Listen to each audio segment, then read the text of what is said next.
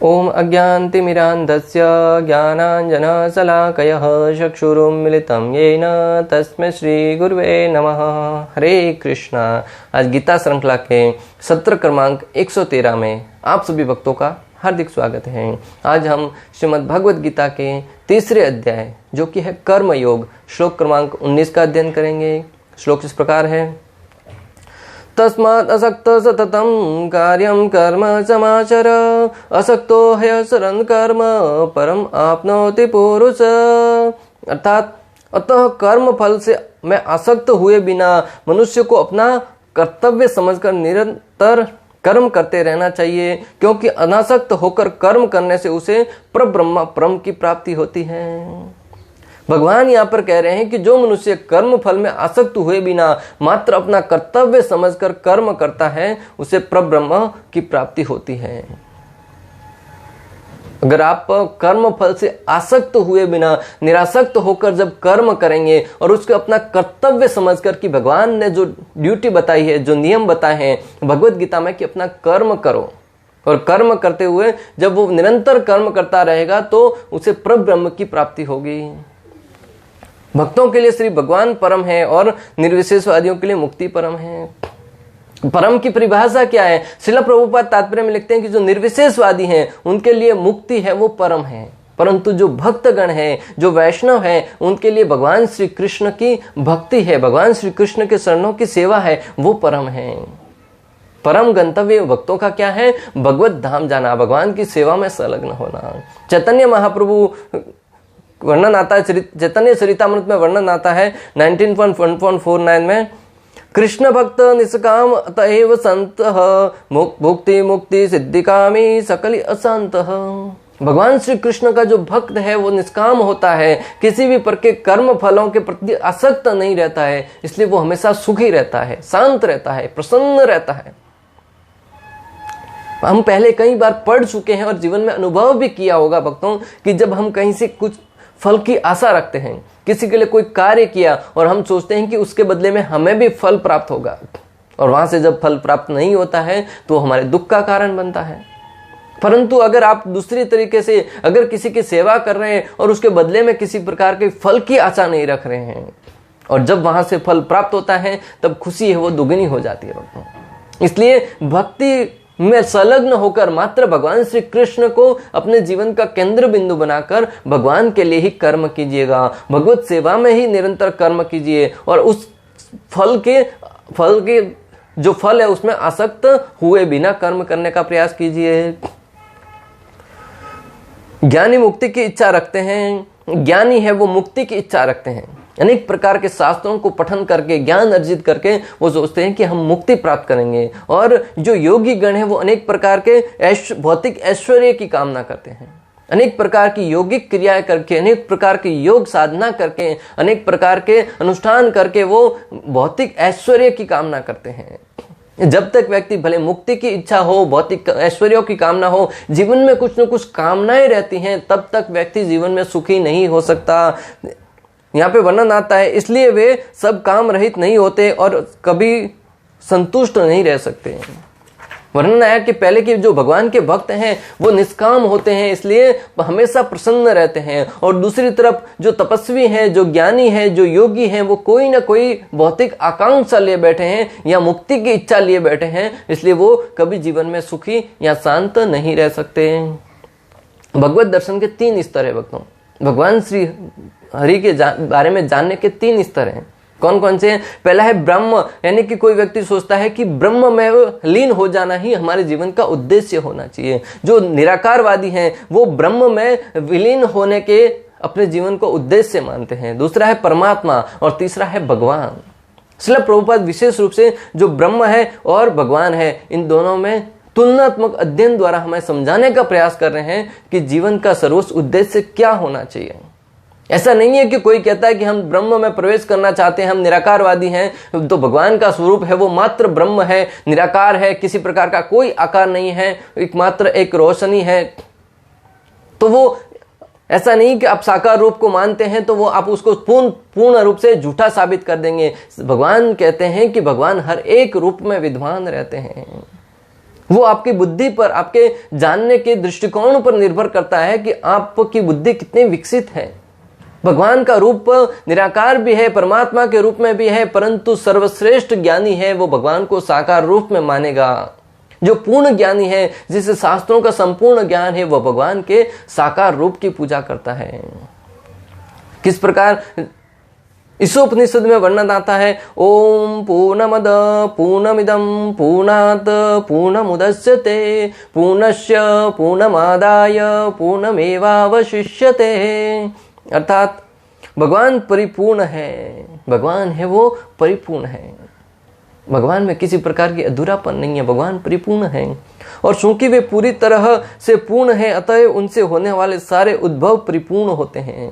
भगवान हरि है वो परिपूर्ण है, इसलिए उनके द्वारा हर एक कार्य जो घटित होता है वो भी परिपूर्ण ही होगा। पूर्ण से जो कुछ उत्पन्न होता है वह भी अपने आप में पूर्ण होता है। चूंकि वे संपूर्ण है, अतः उनसे यद्यपि न जाने कितनी पूर्ण इकाइयां उद्भूत होती हैं, तो भी वे पूर्ण रहते हैं। भक्तों, सरल भाषा में समझने का प्रयास कीजिए। 2 है, 2 में से 1 माइनस किया, पीछे कितना बचा? 1। अगर किसी वस्तु में से कुछ घटाते हैं तो उसके पीछे संख्या है वो कम होती जाती है। 10 एप्पल रखे, उसमें से 5 निकालेंगे तो पीछे 5 ही बचेंगे।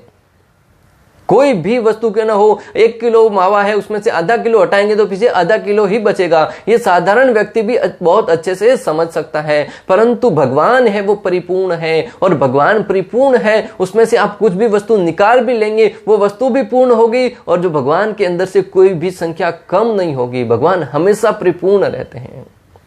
ये सिद्धांत बहुत ही महत्वपूर्ण बात है भक्तों, समझने वाली बात है। परम पूर्ण या सर्वोपरि परम सत्य पूर्ण पुरुषोत्तम भगवान है। परम पूर्ण या सर्वोपरि परम सत्य है वो परम पुरुषोत्तम भगवान है। निर्विशेषवादी ब्रह्म या परमात्मा की अनुभूति परम पूर्ण की अधूरी अनुभूति है। भगवान की जो अनुभूति कहते हैं कि हम परम पूर्ण के बारे में, परमात्मा या ब्रह्म के बारे तक ही जिसका ज्ञान सीमित है, वो अधूरी अनुभूति है। एक लोक दृष्टांत द्वारा आपको समझाने का प्रयास करते हैं कि किस प्रकार जो भगवान का साकार रूप के बारे में जानते हैं वो पूर्ण ज्ञानी है, और जो निराकार रूप में या ब्रह्म रूप में या रोशनी के रूप में भगवान को जानते हैं वो भी है सत्य, परंतु उनका ज्ञान है वो अधूरा है। भक्तों, एक समय की बात, किसी गांव में, गांव के बाहर शहर तक ट्रेन चालू हो रही थी। अभी तो हर जगह ट्रेन चलती है, परंतु पहले गांवों में ट्रेन नहीं होती थी। अगर गांव के लोग सुनते थे कि कहीं ट्रेन आने वाली है तो उनको जानने की इच्छा होती थी, जिज्ञासा होती थी कि ट्रेन के बारे में जाने, ट्रेन होती कैसी है, ट्रेन के आकार कैसा होता है, ट्रेन के बारे में विस्तार से समझेंगे। ट्रेन को चलते हुए देखने के लिए मुझे ठीक ठीक याद है, लोग गांव के ट्रेन देखने के लिए जाते थे, बच्चे हैं वो स्कूल के। तो किसी गांव में सुना कि वहां से ट्रेन आने वाली है थोड़ा सा दूर किसी शहर तक, तब गांव वालों ने निश्चय किया कि हम सब ट्रेन के बारे में जानने के इच्छुक हैं, परंतु जानेंगे कैसे? अगर सारे गांव वाले मिलकर उस ट्रेन को देखने चले गए तो घर पे काम कौन करेगा? घर का काम है वो यूं पड़ा रहेगा। अभी तो धन इतना कमाते हैं कि अगर दूसरे दिन भी कुछ काम करेंगे, एक दिन नहीं भी करेंगे, ठीक है। पहले प्रतिदिन प्रातःकाल उठकर खेतों में जाना पड़ता था, गौ माता की सेवा के लिए जाना पड़ता, अनेक प्रकार के घर के कार्य करने पड़ते थे। प्रतिदिन घर में धान है उसको पीसकर रोटियां बनती थी। तो गांव वालों के मुखियाओं ने निश्चय किया कि गांव के 3 मुख्य लोग हैं वो ट्रेन के बारे में जानकारी प्राप्त करने के लिए जाएंगे, और वहां पर जो देख के आते हैं वो वापस आकर यहाँ पर हम सबको बताएंगे और हम सब जान लेंगे। बहुत बुद्धिमान लोग थे।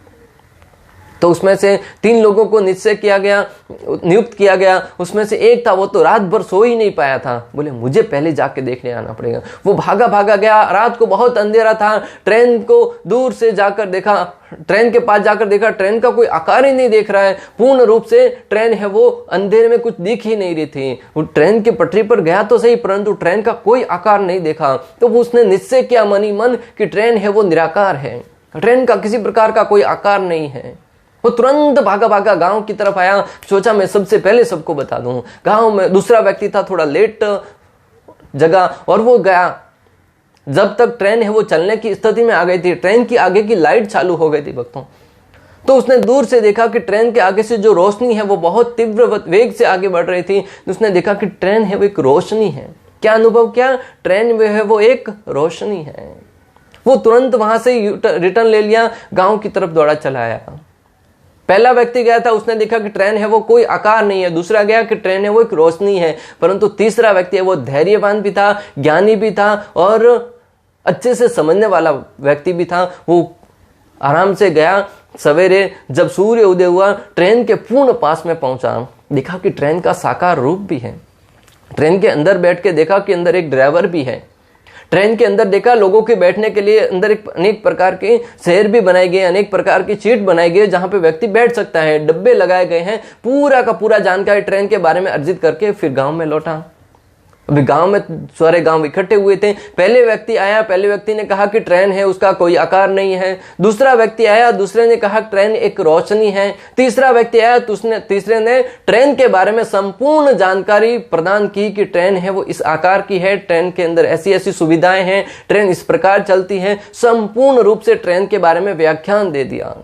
भक्तों, मैं आपके ऊपर छोड़ता हूं, आपसे पूछता हूं कि उन तीनों व्यक्तियों में से सही कौन कह रहा और गलत कौन कह रहा? क्योंकि तीनों व्यक्ति गए थे ट्रेन के बारे में जानकारी अर्जित करने के लिए। तीनों व्यक्ति अलग अलग ज्ञान प्रदान कर रहे हैं।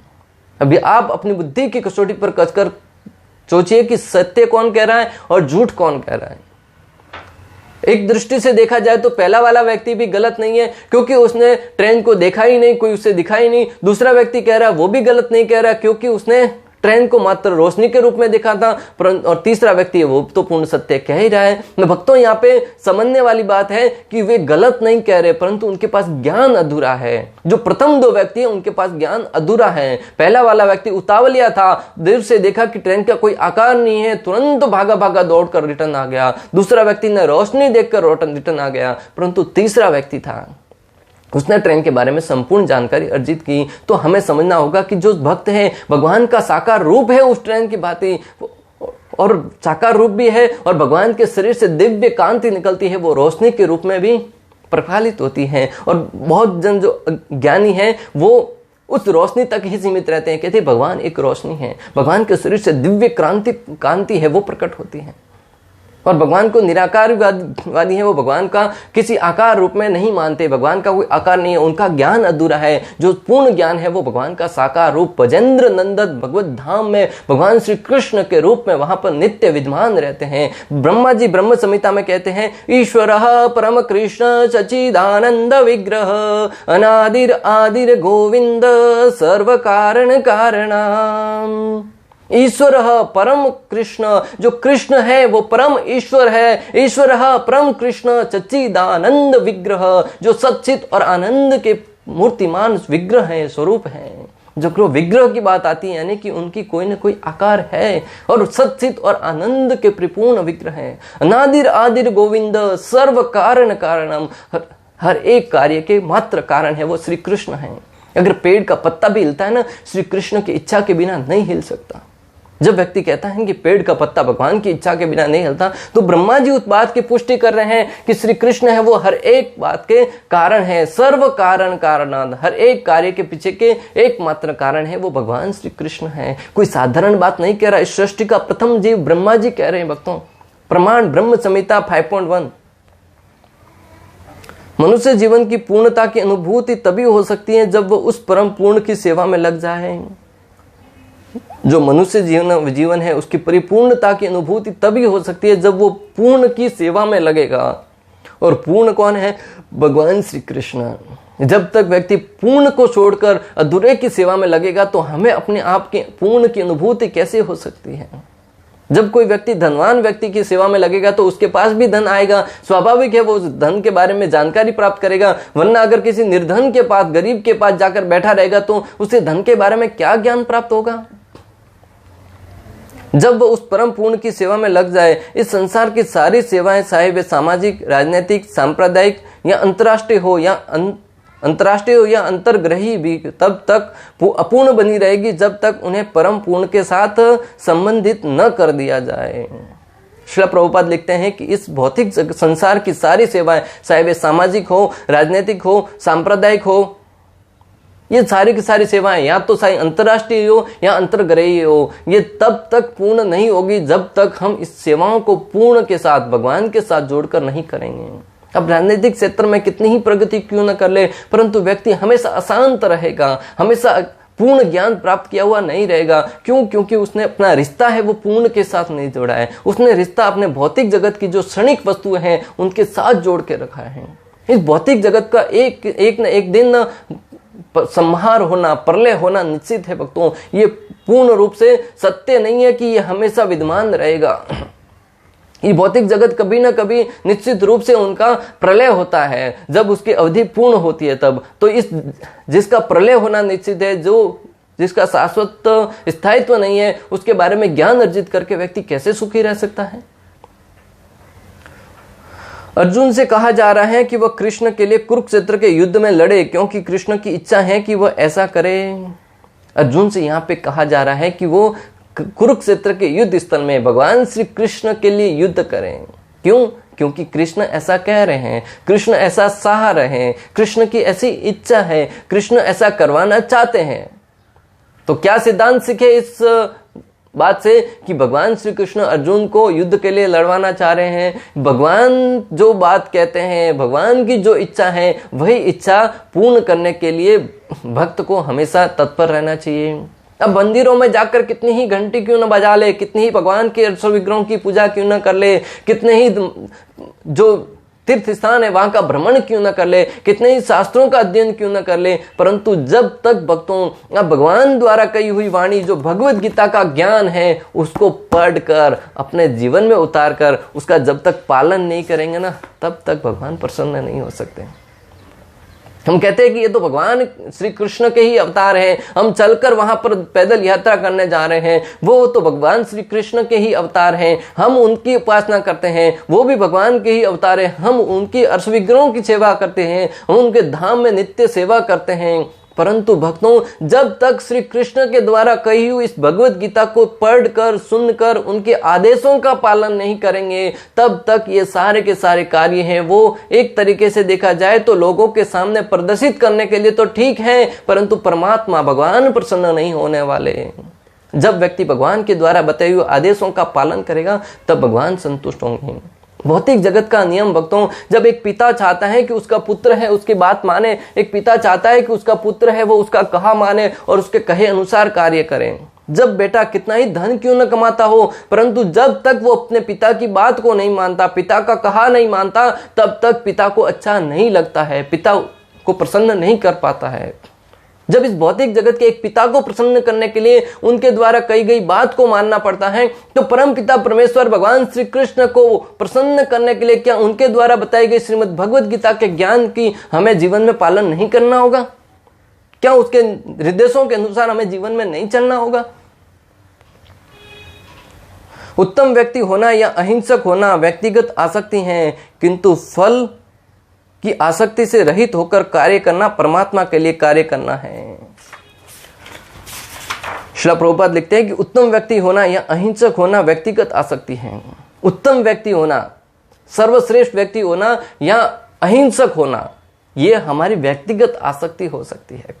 आज लोग अनेक प्रकार के दृष्टांत भी देते हैं, हमें अहिंसक होना चाहिए, अहिंसा का पालन करना चाहिए, अहिंसा परमो धर्म। हाँ, अहिंसा परमो धर्म, ये बात सर्वसत्य है, परंतु ये पूर्ण भगवान को प्रसन्न करने वाली बात नहीं हो सकती, क्योंकि कहीं ना कहीं हमें हिंसा की भी आवश्यकता पड़ती है, चाहे वो किसी रूप में क्यों न। हम पढ़ेंगे समझेंगे किस प्रकार जब आवश्यकता होने पर हिंसा को भी स्थान दिया गया है। वैसे जीवन में जब तक भक्त है वो जब तक आवश्यकता नहीं हो कभी भी हिंसा नहीं करता। जिस प्रकार हर एक देश शांति चाहता है, परंतु अपने देश में शांति बनाए रखने के लिए कभी कभी सीमाओं पर युद्ध करना पड़ता है। आप स्वयं उन सैनिकों का समर्थन करते हैं जो दूसरे देश के सैनिकों को मार देते हैं, आतंकवादियों को मार देते हैं, तब अपने सैनिकों की वाहवाही करते हैं, जय जवान जय किसान का नारा लगाते हैं। क्यों? वही भी तो हिंसा कर रहे हैं। तो शास्त्र हमें सिखाना चाहते हैं कि ऐसी हिंसा की भी आवश्यकता है, जहां पर शांति स्थापित करने के लिए हिंसा को करना पड़े, वरना ऐसे निरर्थक हिंसा का समर्थन शास्त्र नहीं करते। तो श्रील प्रभुपाद लिखते हैं कि उत्तम व्यक्ति होना या अहिंसक होना व्यक्तिगत आसक्ति है, किंतु फल की आसक्ति से रहित होकर कार्य करना परमात्मा के लिए कार्य करना है। परंतु फल की आसक्ति से निरासक्त होकर परमात्मा के लिए कार्य करना, श्री कृष्ण के लिए कार्य करना, भले उस कार्य को करने से मेरे जीवन में सुख आए या न आए। आज आप देखेंगे अनेक प्रकार के व्यक्ति हैं जो अपने घर बार को त्याग कर मात्र कृष्ण का संदेश प्रसारित करने के लिए संपूर्ण विश्व में निकल पड़े हैं। न तो अपने परिवार की चिंता है, न अपने स्वयं के शुद्ध बुद्ध की चिंता है, न जीवन में किसी इंद्रिय भोग की चिंता है, मात्र और मात्र अपने शरीर को, अपने जीवन को पूर्ण रूप से भगवत कार्यों में लगा दिया है। भगवत गीता का ज्ञान है, भागवतम का ज्ञान है, रामायण का ज्ञान है, अनेक आचार्य द्वारा लिखित शास्त्रों का ज्ञान है, वो संपूर्ण विश्व में हर एक व्यक्ति तक पहुंचाने के लिए, अलग जगाने के लिए निकल पड़े हैं भक्तों। और उस ज्ञान को प्राप्त प्रदान करने के पीछे उनका उद्देश्य एकमात्र यह है, ये संपूर्ण विश्व है वो भगवान के बारे में ज्ञान अर्जित करके भगवत धाम जाने का रास्ता प्रशस्त करें। उनके पीछे अपने लिए कोई हेतु नहीं है कि मैं दूसरों की सहायता करूंगा तो मुझे धन प्राप्त हो जाएगा, मैं उसकी सहायता, ये ज्ञान प्रदान करूंगा तो मुझे धन प्राप्त हो जाएगा और मैं इंद्रिय भोग कर पाऊंगा। चैतन्य महाप्रभु ने कहा, भारत भूमि ते होइले मनुष्य जन्म यार, जन्म सार्थक करी कर पर उपकार। महाप्रभु का ये वाक्य कि भारत भूमि पर हमने जन्म लिया है, हमारा कर्तव्य होना चाहिए कि हम लोगों के ऊपर उपकार करें और उपकार करके अपने जीवन को सार्थक सिद्ध करें। वो उपकार क्या है? वो उपकार ये है कि भगवत ज्ञान को दूसरों तक वितरित करें, भगवत ज्ञान को दूसरों तक पहुंचाएं। जब व्यक्ति इस बात को जान लेगा और अलग जगाने के लिए निकल पड़ेगा ना, भगवान श्री हरि स्वतः ही प्रसन्न हो जाएंगे। ये उच्चतम कोटि का पूर्ण कर्म है जिसकी संस्तुति भगवान श्री कृष्ण ने की है। अभी तब से भगवान कर्म की बात कर रहे थे, परंतु उत्तम कर्म क्या है? सेवा करते हैं, परंतु उत्तम सेवा क्या है? उसी प्रकार कर्म तो हम करते हैं, एक नियत कर्म करते हैं, परंतु सर्वश्रेष्ठ कर्म क्या है? सर्वश्रेष्ठ कर्म भगवान श्री कृष्ण अर्जुन को बता रहे हैं कि तुम मेरे द्वारा बताए गए कार्य को करेंगे, संपादित करेंगे, वो कर्म है, वो सर्वश्रेष्ठ माना जाएगा। वरना अपने जीवन निर्वाहन के लिए तो कुत्ते बिल्ली हैं, वो भी कार्य करते हैं। फिर आप अपने जीवन में कार्य करते, उसमें कौन सी बड़ी बात है?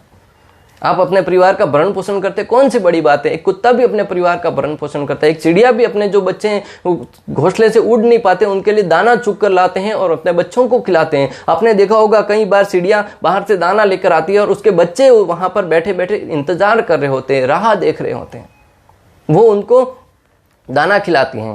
और आप सोचते हैं कि हम अपने परिवार की रक्षा करते हैं, तो एक बार एक वीडियो आया था, उसमें एक चिड़िया है, वो खेत में बैठी हुई है, उसके बच्चे खेत के अंदर रखे हुए थे, उनके जो बच्चे थे। तो जब खेत को जोतने वाला एक व्यक्ति ट्रैक्टर लेके आ रहा था, तो वो चिड़िया अपने बच्चों के बीच में बैठी रही, अपने बच्चों की रक्षा करने के लिए, अपने जीवन को दांव पर लगाकर। जब उस व्यक्ति ने देखा कि हाँ चिड़िया बैठे उड़ नहीं रही है, तो उसने ट्रैक्टर को रोक कर बाजू में से वहां से होकर ले लिया।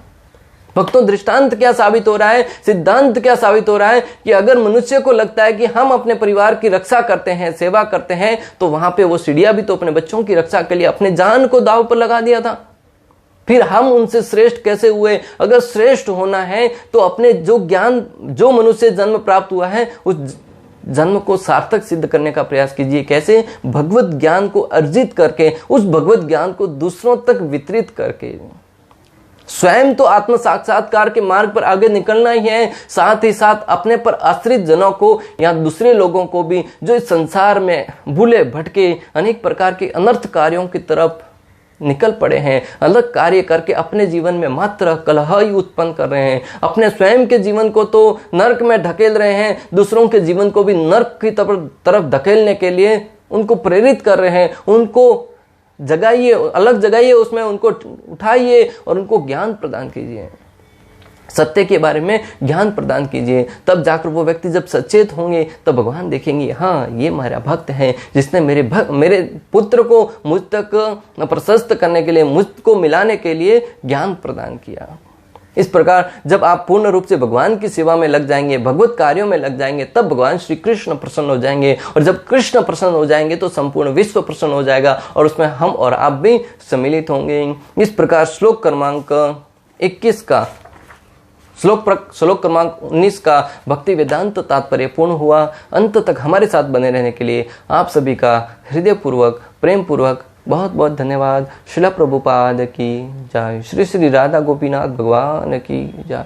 श्रीमद् भगवद गीता की जय। हरे कृष्णा कृष्ण कृष्ण हरे हरे, हरे राम राम राम हरे हरे।